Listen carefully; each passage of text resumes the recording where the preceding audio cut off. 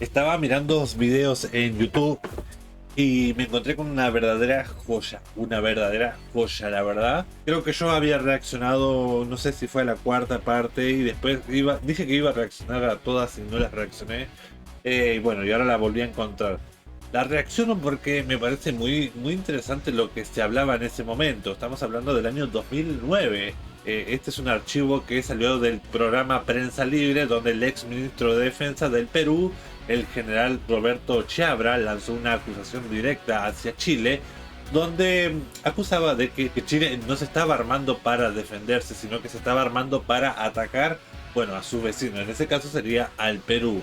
En ese contexto, Chile había comprado 18 F-16 a Holanda, elevando su flota de 46 unidades. Tenía los F-16 nuevos, tenía los submarinos nuevos, tanque Leopard. O sea, Chile hizo una modernización de sus fuerzas armadas bastante acelerada. Desde Perú se hablaba desde desequilibrio estratégico, y desde Chile, bueno, se hablaba de una disuasión. Hasta el día de hoy se sigue hablando de que Chile se armó por disuasión, no porque quiere hacer la guerra, sino que se quiere disuadir. Yo creo que básicamente lo que buscó Chile era que, bueno, me armo y que si alguien me quiere atacar, bueno, va a tener un costo muy alto de atacarme, ya que, bueno, voy a tener con qué defenderme. Esa es más o menos la disuasión. ¿Y por qué me parece importante este video? Bueno, estamos en 2016, la Haya ya falló, las relaciones han cambiado, y está tal cual, las relaciones entre Chile y Perú han cambiado, pero muy brutalmente, y para bien eso, ¿no? Quiero reaccionar justamente a este porque quiero que vean cómo se miraban ambos países en uno de los momentos más tensos de los últimos 30 años, por decir, y la verdad me pareció muy interesante.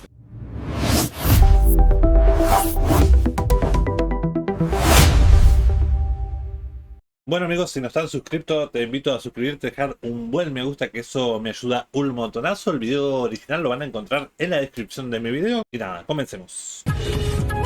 Prensa Libre, emitido el 5 del 5 Estamos del con el 2009. general Roberto Chiabra, pero antes de conversar con él queremos pasarles un especial de la televisión chilena, donde ellos también se cuestionan el tema del armamentismo, para verlo desde el otro lado. Veamos. El gobierno comprara una flota de 18 aviones F-16 de fabricación holandesa no solo causó polémica en Chile porque el anuncio se hizo antes de que se firmaran los contratos. Y es que en medio de la crisis económica a muchos les llama la atención que se inviertan tales recursos en aviones que por ahora supuestamente no se usarán. Debe proteger su frontera, pero no sé si es el momento apropiado para hacerlo. O sea, con las prioridades que tenemos en Chile ahora, yo creo que los 270 millones de dólares en vez de aviones tendrían que invertirlos en salud y educación. Ya mejor equipado, digamos, por la situación geopolítica que tienen en el continente, por los vecinos. Para los especialistas el tema... Bueno, había dos visiones distintas, ¿no? Le preguntaron a dos hombres, y dos hombres dijeron que sí, las mujeres dijeron educación y salud. Las dos están bien, pero creo que si vivís amenazado más en ese entonces, donde había constante tensión entre los vecinos, creo que lo más reaccional sería armarte, ¿no? no deja de ser prioritario, ya que la inversión en defensa permite mantener la estabilidad con los países vecinos. El mundo es uno solo. Y la paz es un bien igual que el aire, que hay que cuidarlo, que vale, que no es gratis.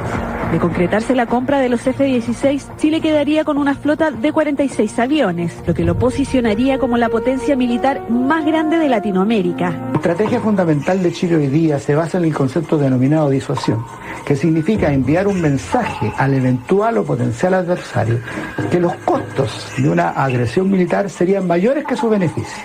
Y por lo tanto uno se prepara para evitar que esa agresión se produzca teniendo un dispositivo militar permanente. Por ahora, mientras no se llegue a acuerdo con Holanda, habrá que esperar para discutir qué es más prioritario. Elegir entre aviones o inversión social, entre cañones o mantequilla. Pero escogieron los cañones, no la mantequilla. Eso está claro. Mantequilla es lo que no van a hacer si seguimos así, ¿no?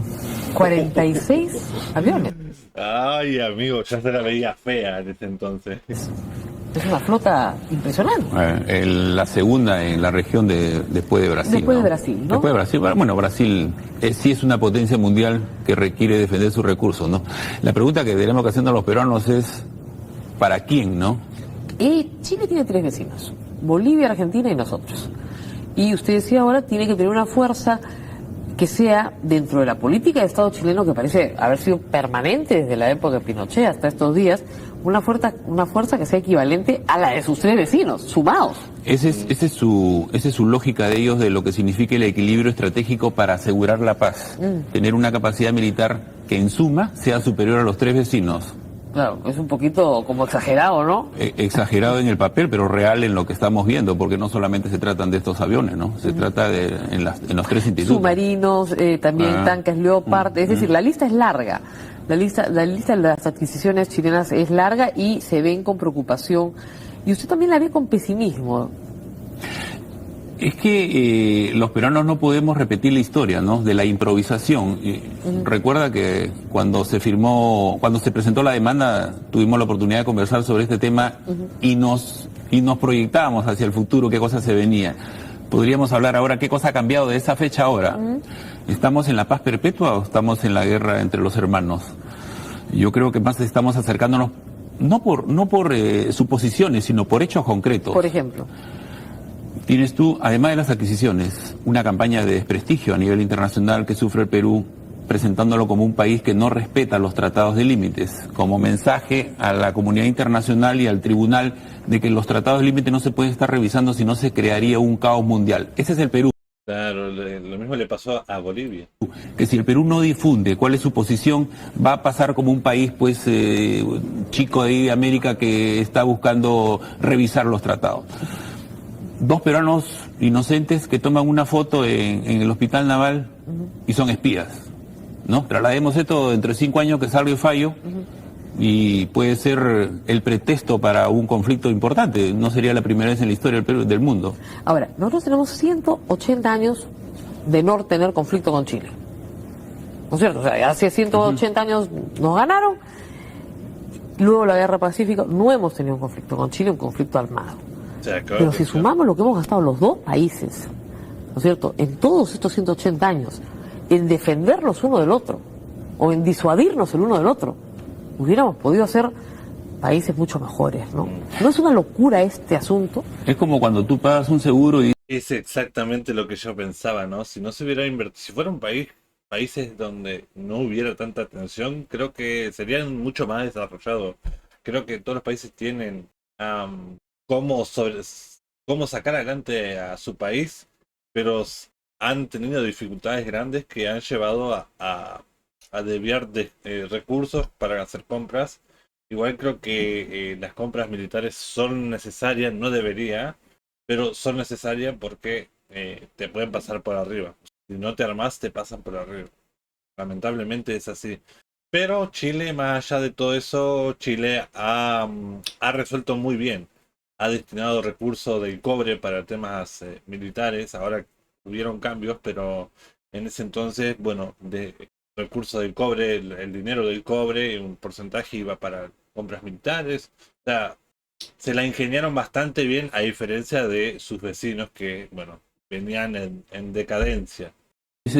Pero es verdad que si Chile no hubiera puesto el 10% ponele del cobre para cosas militares, creo que hubieran ido más lejos de lo que son hoy en día, como en la evolución tecnológica, en temas sociales, en muchas cosas. Creo que llevarían mucha ventaja en la región. Estoy pagando seguro y no lo uso. De repente cuando te retiras del seguro y cuando lo quieres usar, ¿por qué me retiré el seguro, no? Es que lo que pasa es el mismo argumento que da Chile, ¿eh? Esto es disuasivo. Esto lo acaba usted de escuchar en el reportaje. Sí. Esto es disuasivo, es un seguro para la paz. Es que el concepto disuasivo tiene un componente ofensivo. Por eso que los sistemas de armas que ellos compran son de carácter ofensivo. Si ellos compraran sistemas de armas de carácter defensivo para asegurar la paz, como diciendo, me vas a agredir, me voy a defender, uno diría, oye, están preparándose para defenderse, pero no se están preparando para defender, se están preparando para atacar. Es que dicen que la mejor estrategia es el ataque. Entonces, los peruanos, ¿qué cosa vamos a hacer? No gastamos. No, es que en la medida en que no los ataquemos, no nos atacan, es lo que ellos dicen. Sí, o sea, pasaron los años y Chile nunca hizo nada, o sea, se quedó quietito nomás y los vecinos se dejaron de joder, literalmente, Chile se armó y se dejaron de joder. Y mientras tanto gastan. El Perú históricamente nunca ha sido agresor. el Perú siempre ha sido un país agredido. Los conflictos en el norte han sido por invasión a nuestro territorio. Y los problemas que vamos a tener en el sur va a ser Hemos similar. sido históricamente un país mucho más grande que nuestros vecinos, un país mucho más grande que Ecuador, un país mucho más grande que Bolivia, somos un país más grande, o sea, además geográficamente más grande. Entonces siempre se nos ha visto más como capital del virreinato, como una amenaza a la existencia de estos estados, y esa era la teoría ecuatoriana de Ecuador, país amazónico. Pero en el tema del CENEPA, por ejemplo, usted ha dicho ahí, a veces el derecho no gana, y ahí ganó el derecho. ¿Cuál derecho? El derecho de los tratados. ¿Después de cuánto? ¿De un siglo de conflicto? No, yo lo sé, pero digamos, la última guerra que ha tenido el Perú con el Ecuador... el fin del siglo de conflicto, del conflicto del CENEPA, pero se tuvo que dar el conflicto del CENEPA. Claro, pero había un tratado y el tratado se respetó. En beneficio del Perú. El tratado se respetó después de los hechos, porque el tratado no se respetaba mientras que no sucediera un conflicto grande. Por eso es que el Ecuador busca un escenario difícil para los peruanos. ¿Para qué? Para poder durar más, porque el conflicto con el Ecuador duraba que 24 horas. Claro, todos los 19 de enero había una invasión. No, pero hubo el 81, ¿no? Claro, el 81, primera vez que los ecuatorianos veían un pájaro volar, que era el helicóptero, y salieron corriendo. Era el 81. Entonces, con esa experiencia, se prepararon, como ellos después reconocieron, 13 años. Preparar un escenario difícil para nosotros, fácil para ellos porque tenían hasta carreteras pegadas a la frontera. ¿Para qué? Para que durara más y no desgastara, como después escribieron, no desgastara logísticamente, ¿no? Claro, pero esa guerra, digamos, se ganó en la vía del derecho, porque el protocolo de Río de Janeiro se respetó, y se respetó, tan es así que la frontera está cerrada, los sitios están puestos por donde decía el protocolo del 41. Después de un conflicto armado. Por supuesto. Ya pues. ¿Qué cosa puede suceder en el sur? Pero lo que sucede ahí es que lo que se respeta después del conflicto armado es la ley. Nos vamos al sur entonces dentro de 5 años. O sea, usted dice que si no hay un conflicto armado no van a respetar la haya. Yo no lo digo por Perú. Yo no lo digo por Perú. La pregunta ¿es un vecino confiable Chile? ¿Qué cree usted? Yo no.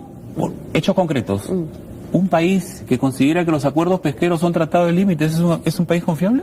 Porque pones un faro para los pescadores, dice que ahí está el límite. ¿Es un país confiable? Se ha creado la región Arica-Parinacota, que no la queremos tocar. Comparte el territorio de Tacna. Está pendiente. ¿Y eso cuándo ha sido? Hace 2 años. Si se fue la causa, esa fue la causa para presentar la demanda. Pero eso fue una ley que se quiso pasar en el Congreso chileno y no se pasó. ¿No se pasó? Y nosotros pasamos la nuestra y ellos se ofendieron. No, ahí está vigente. Los que se ofendieron fueron los peruanos que tuvieron obligados a presentar la demanda. Después que le habíamos dado el TLC. Así pagaron el gesto, pues. O sea, el Perú le dice, yo te firmo mi TLC para que sigas ganando y sigas tú ampliando tu inversión en el Perú. Tal vez el hecho más lamentable. Me quedé pensando que dijo que Chile no era confiable cuando Bolivia y Perú firmaron un acuerdo para ir en contra de Chile. Y Chile tenía plena confianza en Perú. Diplomáticamente, es el que usted señaló esta mañana, ¿no? El tema de las municiones durante la guerra del CENEPA, siendo garantes. Siendo país garante, vendes armas en pleno conflicto. No, Argentina también lo hizo, ¿no? Y tú quieres recurrir. Argentina y Chile. Bueno, tú quieres recurrir a la OEA. ¿Quién es el secretario general de la OEA? No es que sea un chileno, no. ¿Qué cargo tenía cuando se vendieron las armas? El ministro de Defensa. Bueno. Y por eso es que cuando sale el caso, en el año 2005, no por los peruanos, sino por el general Vallas ecuatoriano, que lo denuncia, ellos se pusieron de mal humor. ¿Por qué? Porque pensaban que se quería boicotear la candidatura, porque ese señor con esos antecedentes no puede ser pues un señor que va a hablar de paz a toda la región, ¿no? Con esos antecedentes no lo nombra Contralor en el Perú. Bueno, 15 años después, este video no se siente como una advertencia. En el año 2009, el general Roberto Chiabra hablaba de la desconfianza histórica. Desde Chile la respuesta era técnica, disuasión, equilibrio, estabilidad.